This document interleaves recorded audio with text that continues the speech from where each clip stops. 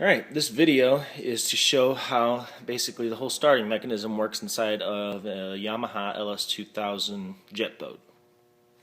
Right here is the flywheel cover. Here is the actual flywheel. Here's the starter Bendix.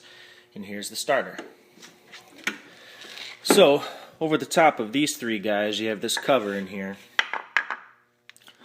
Flywheel basically sits right about here, goes around this magneto. Whenever the starter spins, it engages this gear here. The starter hits this gear here, pops this one out so that it engages this gear. And this goes around the magneto, one first full circle, tells the engine when to spark. This goes back, tells your spark plugs to fire. So, basically, once you get this cover off, what you'll find is this gear sitting about like this, okay? The Bendix will be sitting somewhere about, let's just put it all together here. Okay, the starter's sitting in that gear. Flywheel's sitting, say, about right there. Starter turns the back gear fast enough for this second gear to pop out and hit the flywheel.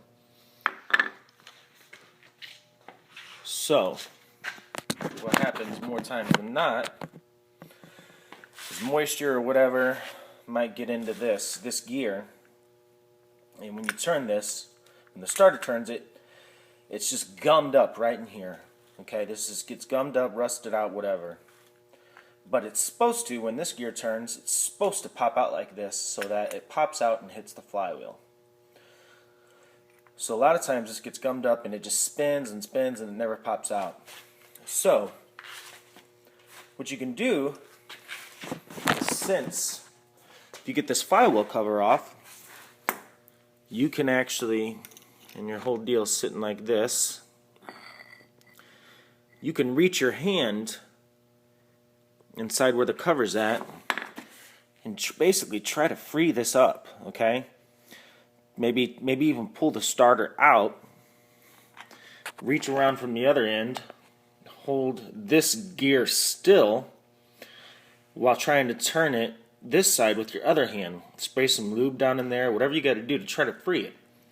Once it's freed up, its spring will start working again. It won't be gummed up. Lube it back up. Save you from having to pull this sucker off, because you got to have a flywheel puller or a bolt puller or something, and it's easier to do with the engine on. Then you got to make sure you got the key in there right, make sure you got the right torque. So if you can avoid it and try to free up this Bendix, keep it lubed, start the boat all the time. After that, for a while, you'll be okay. Hope this helps.